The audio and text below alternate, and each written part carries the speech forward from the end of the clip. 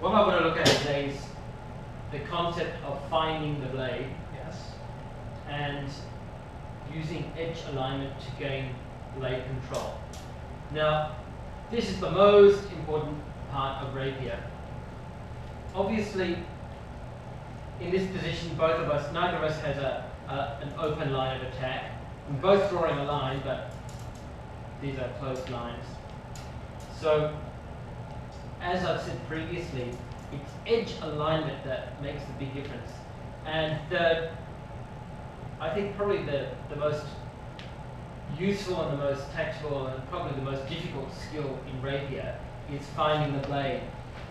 Actually understanding when your forte is engaging your opponent's diable.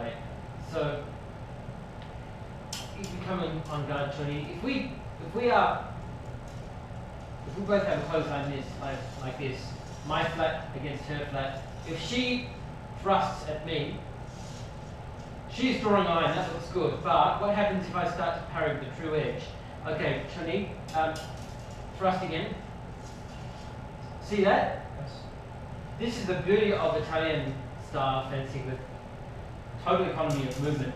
Flat versus flat, if she thrusts, she can go at the top of my blade and hit me, but simply by parrying, inclining both, pronating my wrist and parrying with the true edge, I can direct her blade away from me. Yeah. Okay, so just this inclination of the blade, this pronation of the wrist, inclination of the blade, is sufficient to deflect her weapon and parry. Now that's great, so that you don't end up with these wild swings, so that when parrying, as I said previously, when parrying, you don't take your blade offline. Now, the true edge also is used for blade control. If I push here my foible against her, or diable against her diable, basically neither of us will get very far. But if I pronate my wrist, push to me, see that? It's very, very difficult for her to defend against the flat, with her flat against my true edge. Now, not only that, but if I make an inside line and apply the true edge, and lift up, she has no chance to parry me, and I can thrust straight in. So, applying the true edge, finding the blade, finding the opponent's diable, this is a very, very important skill. Now, this, I have to say, takes a lot of drilling. It's just not easy at all.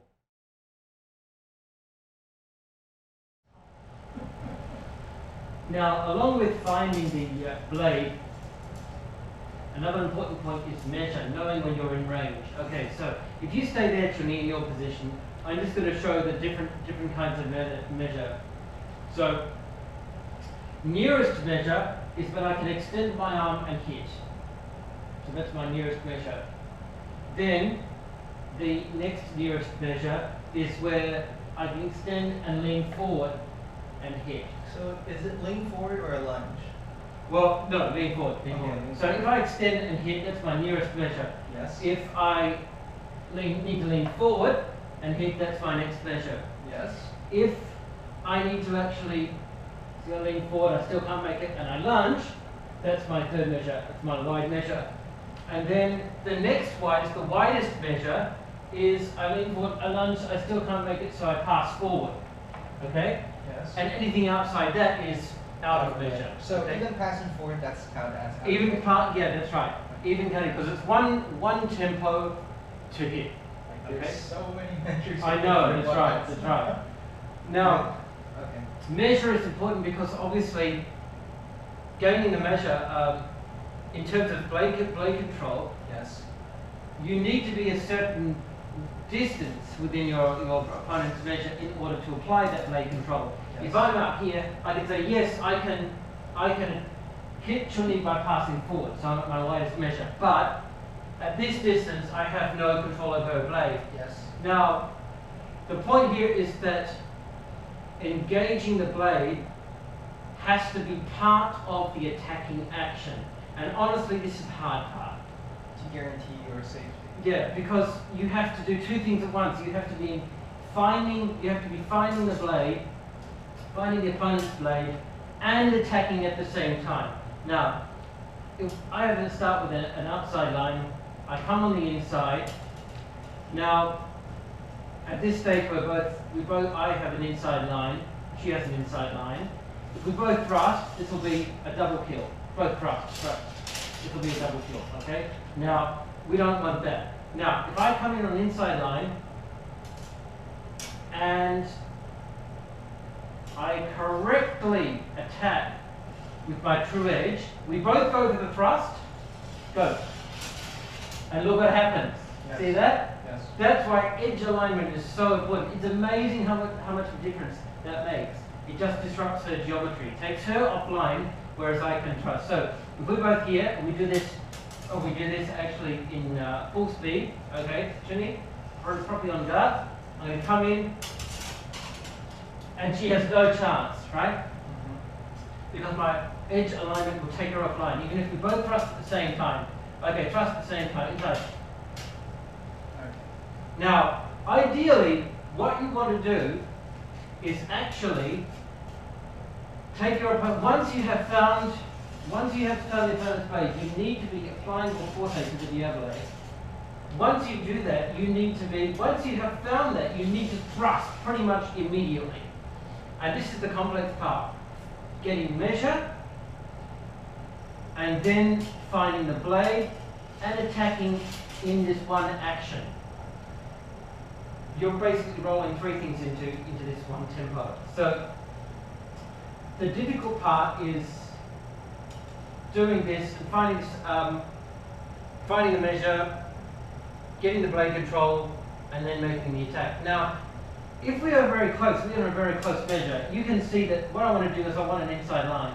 But because we're so close here, it's going to take me quite a while to disengage. So, ideally, you start to prepare your inside line when you are further back, still in measure, but further back. So ideally, you want to be coming in like this, right? So here, I don't have control of her blade. But if I advance, apply my edge to disrupt the geometry, and lunge, that's it, I've got it. But I need to be defining, once I found that blade, I see the opening, I need to find the blade and travel through all in one action, in one tempo. So this is actually what makes it so difficult. If we are sparring and we're both maneuvering our weapons, as soon as I find that inside line, I need lunge. Otherwise, if I wait too long, then she can parry me like that. And then what I'm going to have to do is try and disengage. I will still have an advantage. I'm still pressing attack where she is in defensive, but I've lost an opportunity. So as soon as I have found the blade, I must thrust. Now, if I do this correctly, she should have nearly no chance to parry. Okay, Johnny, we're going to go full speed. I'm going to come in your inside line. I'm going to apply the correct geometry of my true edge, and then I'm going to attack. You want to step back a bit. Step back a bit, so because I'm going to approach you. So I'm probably, yes, I'm out of measure now, right? So we're going to come forward, and I'm going to try and gain sufficient measure, then gain blade control, then make my attack, and I have to try and roll this into one action. So we're maneuvering around. I move to kata, and then what I want to do is I'll apply a little bit of pressure here. I want to help encourage her to push back a bit so I can slip under. And as soon as I slip under, I want to try and apply that true edge, gain control of the blade, align the geometry so that I have the tactical advantage. Okay.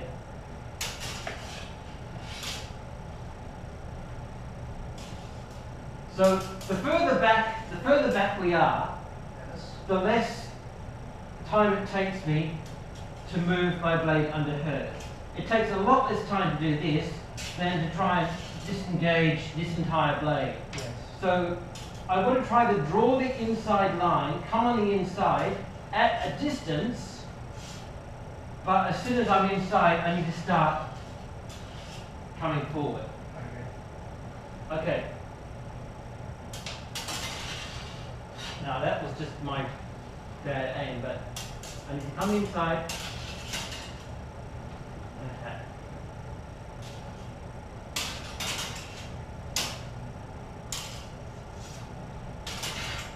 Ooh, careful, that's okay, Johnny, now it's your turn. Take up a guard in Carter. I'm going to be guarding Terza. So you have an outside line. Okay, Carter, your blade is going to be. Carter, you're going to, yeah, your blade is going to be. Your blade is only going to be flat, right? Flat. So with Carter, your palm is palm up, right? So I'm in Terza. You have an outside line. Neither of us are going to hit each other if we attack, right? So what are you going to do? You want to come on the inside. You want to gain measure and apply that true edge. Okay, so let's just work on the edge alignment first. Come on the inside line. Pronate your wrist so you have the true edge. That's it, now attack. Yeah, so I will go straight forward and you hit me. Great. Okay, do it again. Come on the inside line. Pronate your wrist. That's it. I'm going to go straight above you. Right. Okay, full speed. I will just stand here, okay? You go full speed. Yeah, good. I'll just stand here. You just use me for target practice. Oh, this reminds me. Okay. Come in, but don't come in with a beat. Come in with a glissade. You need to come in and then glide down my blade. So this is the thing. It is very difficult to try and roll this into one seamless action, but that's what you need to do. You need to come in under my blade and then apply the edge and then smoothly run down. Okay, I'll just stand here and do that.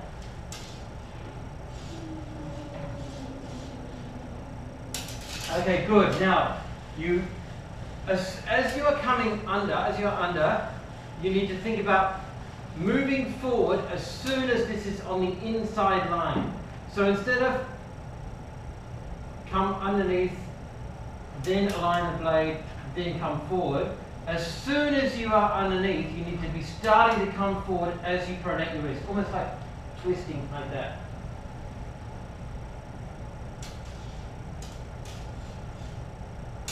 Yeah, that's good. That's good. Yep, that's good. I understand here.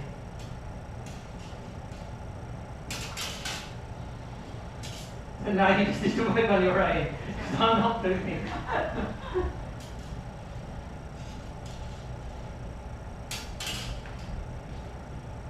Good. Do it full speed and full force. Okay, but don't stop. Don't make it a beat. You need to come in and then just drive through. Okay, so put your blade up. I'll show you. Okay, you both have an outside line. I need to come in. I need to come in, and then as soon as I come in, I need to glide forward. So I've got it flat. Come in. I need to make that. I need to make that one action.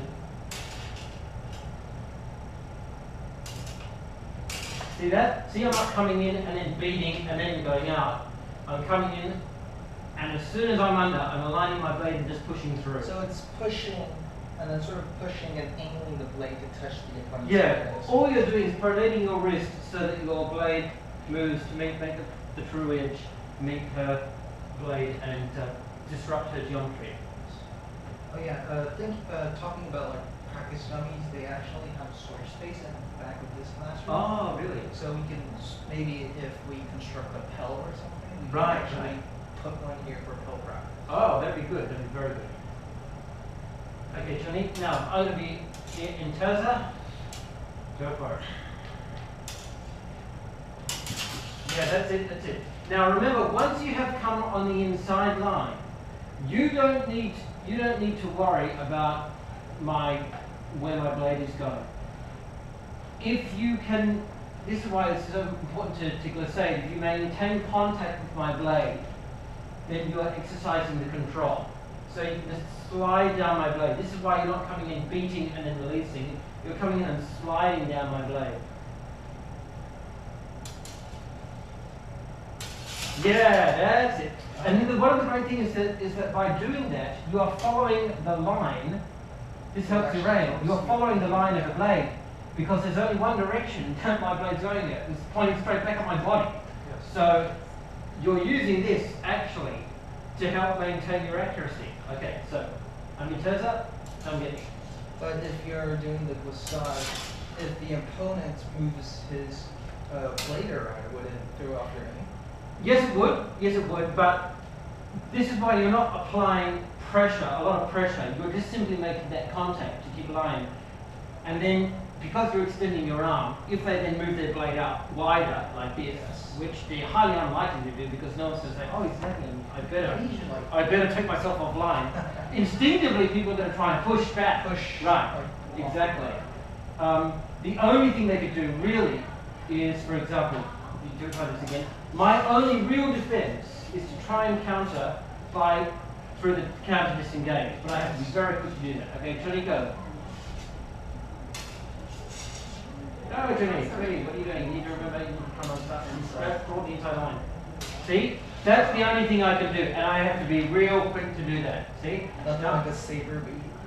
Yeah, instead, I mean, my best counter is simply to do to her exactly what she did to me. And then it's a question of, well, who's fastest? So this is why we need to drill this until it's one nice, clean, continuous action, and you can do it really fast. So Remember how you do? I use terza. okay, you are going to be in terza. You're going to be in terza. She's in attack. You are in terza. So terza. Terza means your blade is going to be your hand. Remember, it's all about where your wrist is. So your wrist will be facing down. So that's perfect. That's great. Now, look at the outside line. Right here, you are both in a position where Chun is in a better position because she can disengage quite well. But you have a lot more of your blade to move than she does. So she's in a good position now. And she's well within measure. Now Chun is going to come inside, pronate her wrist, find your blade with the true edge. And once she's done that, she will glissade and carry through the attack. Okay? Wait, how do you like your flurry? Oh, That's here. the thumb can go on the thumb needs to be around here. Then it can either go on top of the Picasso here or flat next to it. It's just a matter of preference. You can put it there or you can put it. I prefer to keep it further out of the way. But you could if you want. Yeah, that's fine. It's easier going Okay, so you just stay in terza. Don't do anything because Chun is going to practice this engagement. Okay, so okay, good. Now, Kevin, you are going to move into kata. Okay, and in kata, your blade is going to be on the outside. On the outside. First, you'll be drawing outside line, and Chun you're going to be drawing. You're on the outside. So we're changing. Oh, sorry, yeah, you're on the outside line. Right. Okay, now. What's going to happen now is that you need to decide when you're sufficiently far away that you can come inside easily and quickly, right? But when you come in, you need to have enough of your blade contacting. You need to be finding her about here and pronating so that your true edge will push, okay? So just standing from where you are, Chun-Li's going to stay exactly where she is. You're going to come inside, pronate wrist. Now, don't lunge for the moment. Just lift your blade up. Just press. Okay, so you're going to be starting on an outside line, and your blade is flat. You're going to be coming inside. So do I disengage underneath? Underneath. Okay. Nice and fast. Okay. That's it. Great. And you're going to pronate your wrist so that you're pushing her out. Okay, now Chun-Li, you should lunge at the same time. So, to do it in slow motion, you come in, pronate your wrist. Yeah, that's why you'll find that, exactly, that's why I usually end up like that, because when you pronate your wrist, yeah. So, you come under, pronate your wrist. Okay, now, before you do that, just pronate your wrist like that. Now both pronate is twisting, right? Yeah. So pronation. But if I start in card up, when I turn, it's the same angle. If you're starting a kata, Yeah. you are coming down, but as soon as when you dip, that blade is going to turn because you're revolving your wrist to get under.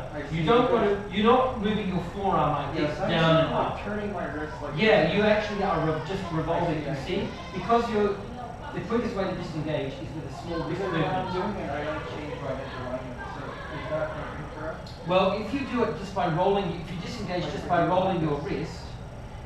Oh, this is actually better because when I do this, my blade sort of flops. Right. Well, if you do it by rolling from the wrist, that blade geometry will change slightly. See that? Yeah, this is better. Right? Yeah. And so you will need to push up. Now, what I want you to do once you can come on the inside, pronate your wrist. Now I want you to both thrust. Both thrust. Okay, good. That is what should happen. Okay. You win. She dies. Yeah. Okay. So do it in slow motion again. This is better. Okay, now disengage, come inside. That's it, good. Okay.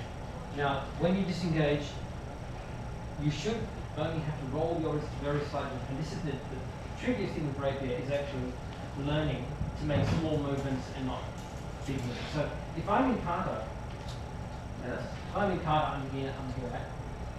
I'm going to roll my wrist just enough to come under. So, here. So how do you practice your disengagement slowly? Like just to stick in the wall or something? Yeah, anything you can get on the other side of, really. And then just practice like this. So, okay, Juni, you come in guard. Now, right here, I'm not in a great position to bring my blade under. She's in a better position. I need to be maybe a little further back. Now I'm in a better position. I come in, but I need to be pushing. As soon as I'm under, I need to be pushing forward. And just with a small rotating movement of the wrist.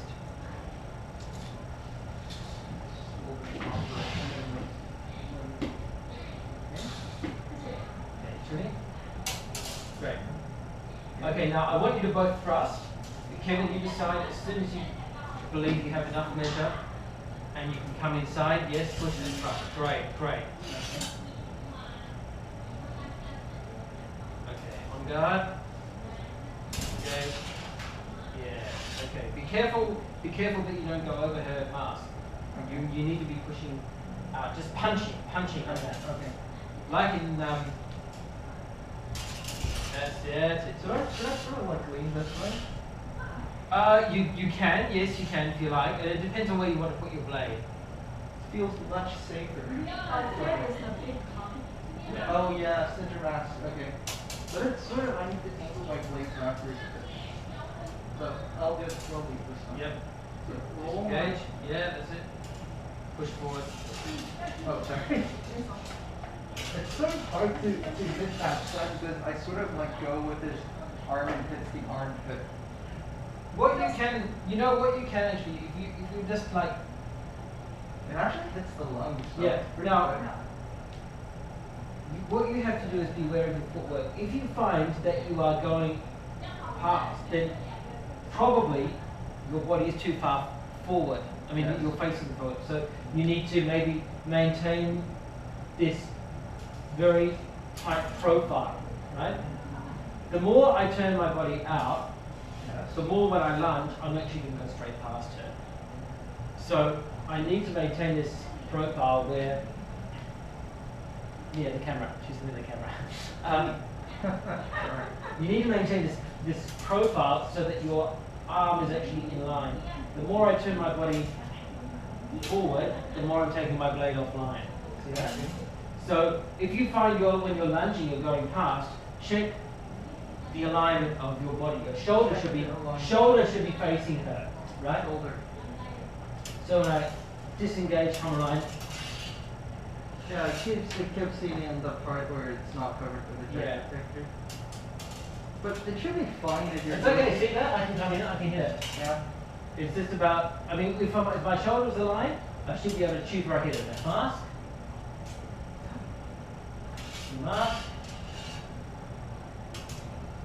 in the arm, Oh. in the breastplate, down in the belly, right? Yep. If I'm properly aligned, I'm facing a center mass, that should be okay, right? And remember, as you lunge, you need to open your shoulders. And this is what I said previously about with Agrippa, this concept of expansion and contraction. When you're attacking, anytime you're attacking, you're expanding.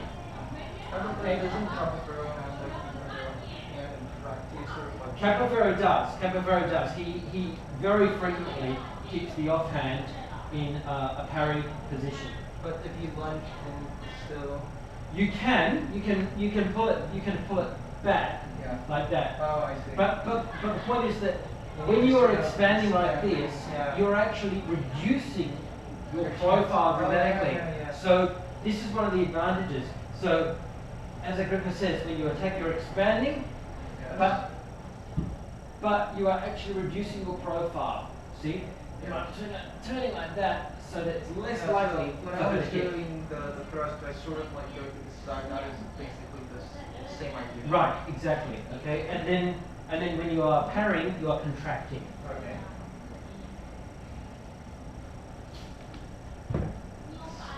Still. Really. Yeah, it's unfamiliar. Just Yes. Because there's like something blocking your thumb. right. I'll try to do both ways first. Okay, so I should be in caught. Okay. Yep. Now you can come inside. Okay. Now with your feet, watch your feet. You shouldn't be taking a couple of steps and then coming in. Okay, one step. You are already in measure. Okay. You need. This is why you need to not find your measure. Okay. Take up your guard. Keep that back foot exactly where it is. Okay. Disengage. Okay, now you have measure. See that you have measure, and you're not even lunging hard. Okay, so that back foot doesn't need to move. Okay. If you know that you have that, this is why you need to know how much your measures are. Where your Well, this measures are. is much more measured than the boxer. You have much more reach with this. Okay.